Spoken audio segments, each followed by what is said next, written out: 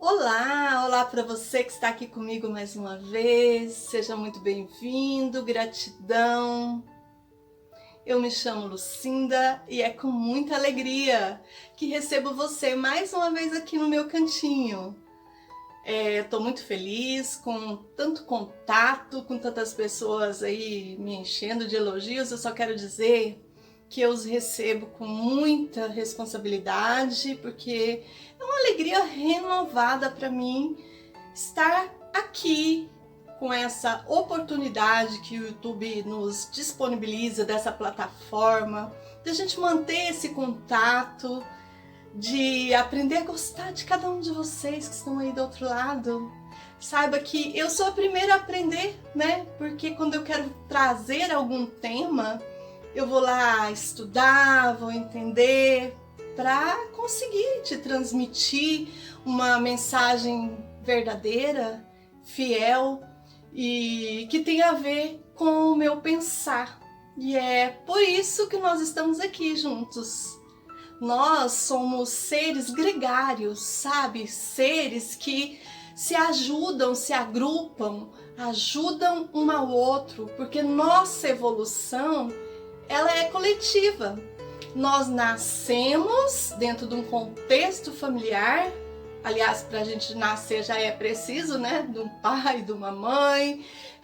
Precisamos ter um relacionamento com eles. Então, somos um feto gestado por eles. E essa questão de vínculos, de família, tudo isso é coletivo. Mas tem a nossa parte individual. Cada um de nós precisa cuidar, por exemplo, do nosso avatar, o nosso templo físico, a nossa alimentação, os nossos sentimentos, os nossos pensamentos, do nosso campo espiritual individual. Então, nós estamos nessa jornada evolutiva juntos, onde parte dessa evolução depende de todo o nosso coletivo, mas que começa com cada um de nós. Assim como Jesus nos trouxe a mensagem de que devíamos amar ao outro, assim como a nós mesmos, começando então sempre com a gente. A partir desse momento que eu me conheço, que eu me amo, eu passo a entender o meu próximo, ainda que esse próximo seja muito, muito diferente de mim. Né? Tem pessoa que você dá vontade de pegar assim, sacudir e falar, oh, acorda pra vida. Acorda, você tá fazendo errado, cara. Eu já passei essa estrada, eu já sei que tu lá na frente vai quebrar a cara, mas você pode fazer o que por ele?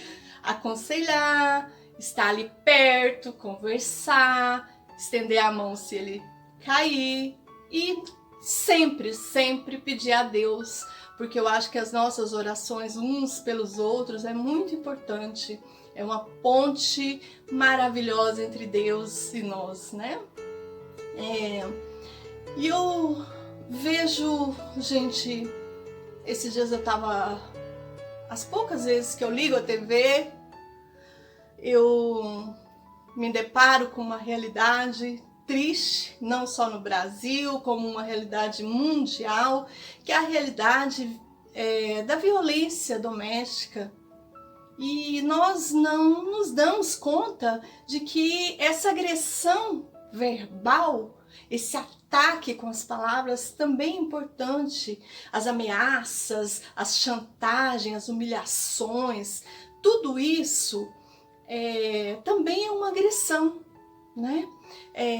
Então a gente tem aí, hoje em dia, inclusive, existem várias leis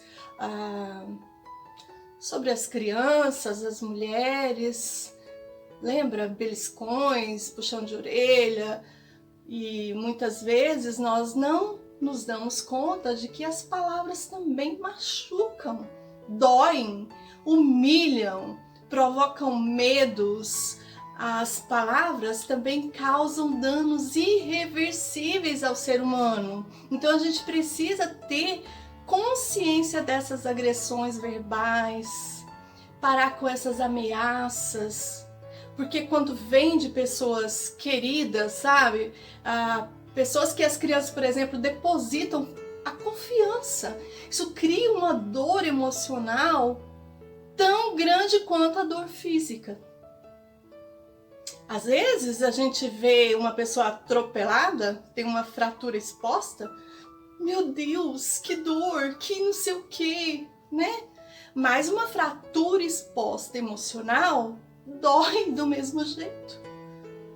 Então, muitas vezes a gente precisa, para entender tudo isso, parar um pouquinho, ouvir o desabafo dessas crianças que estão aí incomodando, gritando, pedindo socorro.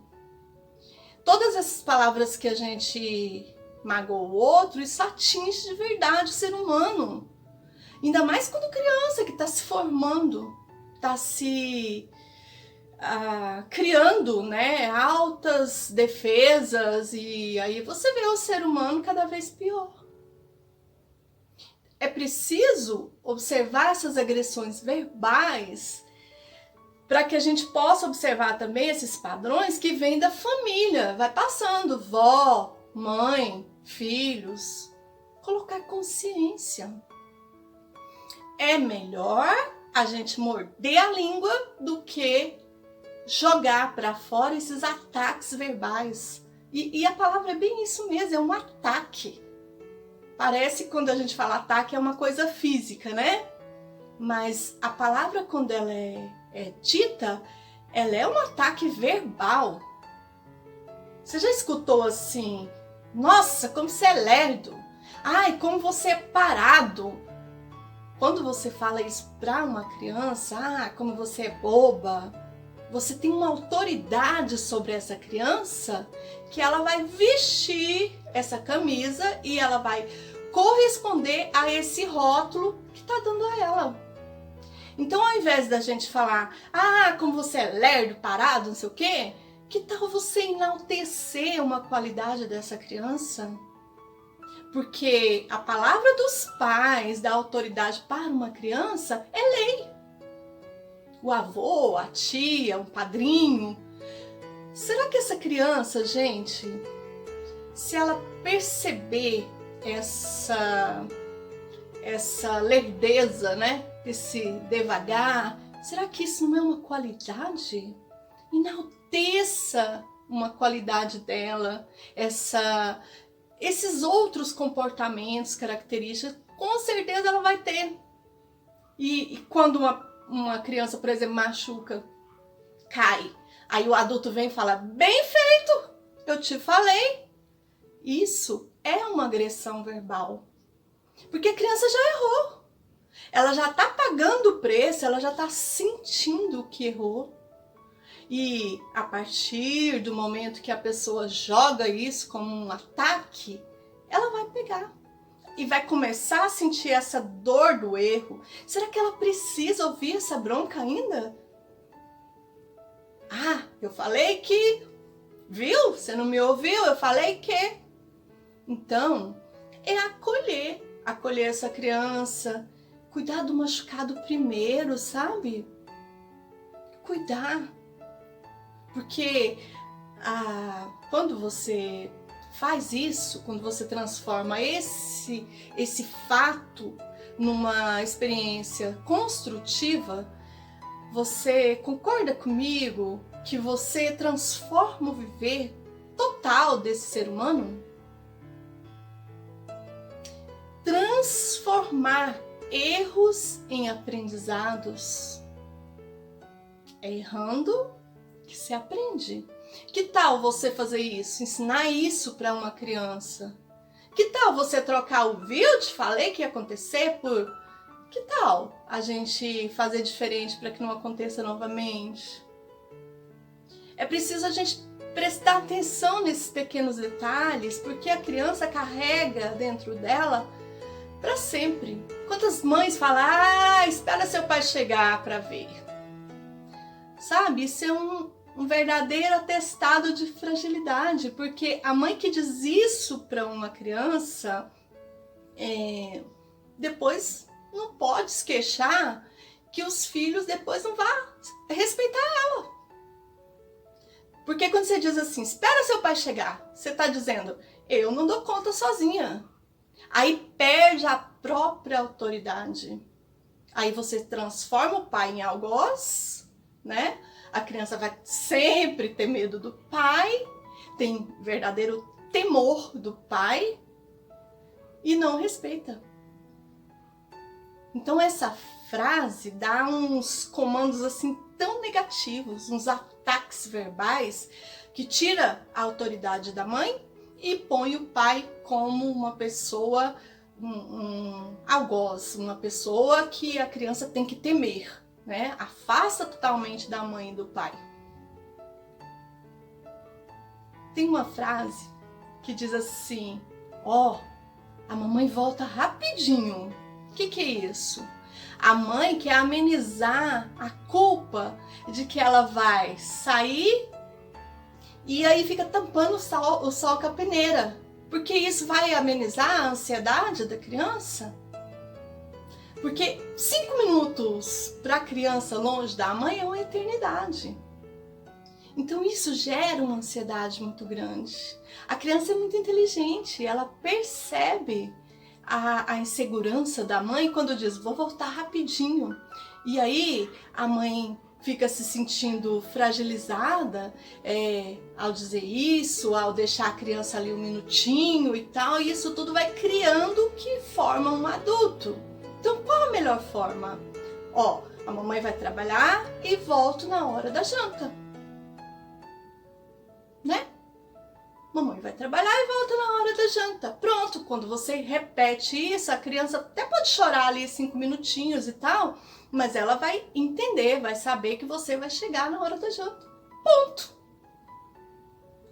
É muito sutil. Ó, a vacina não vai doer nada, filho. Como assim, gente? Você vai negar a realidade para a criança? O que a gente precisa dizer? A vacina vai doer um pouco, sim, mas ela vai evitar uma doença perigosa. Porque quando você informa realmente a criança, sabe, verdadeiramente, ela vai se sentir o quê? Segura. Ela vai enfrentar essa dor, esse desconforto, por exemplo, da vacina, e vai enfrentar na vida adulta as dores, os desconfortos com coragem. Se você não vestir essa roupa direitinho, quentinha, se agasalhar, você vai tomar uma injeção. Que desastre isso! Porque às vezes o feitiço se volta contra o feiticeiro. Às vezes, diante de uma doença, o pai tem que convencer o filho de que a injeção não é tão ruim assim. Aí você faz o quê? Você dá um nó na cabeça da criança. Você primeiro ameaça. Se você não vestir a roupa quentinha e tal, você vai tomar a injeção. Aí depois o médico fala, precisa tomar a injeção para curar a doença. Aí você tem que inverter toda a situação, a informação. A injeção dói, mas não é tão ruim assim. É para o seu bem, para a sua saúde. Então, esses sutis ataques verbais. Eu ouvi muito assim, ó, não vai lá não que tem bicho papão. Hoje eu nem sei o que eu nem sei o que o pessoal usa. Não vai lá que tem bicho papão. A gente, como ouvia muito isso, né, os pais incutiam isso na cabeça da gente para que os filhos permanecessem ali junto dos pais. Mas esse medo, ele nos prende para crescer, para viver o provável. Aí nos tornamos pessoas inseguras, medrosas. Por quê? Porque... eu lembrei que falava o homem do saco, a cuca, o lobisomem, tantos medos que colocavam nas cabeças das crianças, né? Hoje deve estar tudo mudado. E isso leva a pessoa a ter esse medo durante a vida adulta. Ou ela cria uma outra visão inconsequente. Ela, então eu vou lá ver. Inconsequentes. Os dois extremos. Ou ela vai ter muito medo, ou ela vai desenvolver o outro lado. Então, gente, é esse o recado que eu queria passar para você. A gente precisa prestar atenção nesses ataques verbais. Os pais e quem cuidam de crianças precisam saber as consequências dessas frases. E esse é o meu recado para você hoje. Gratidão e até o próximo vídeo. Beijo!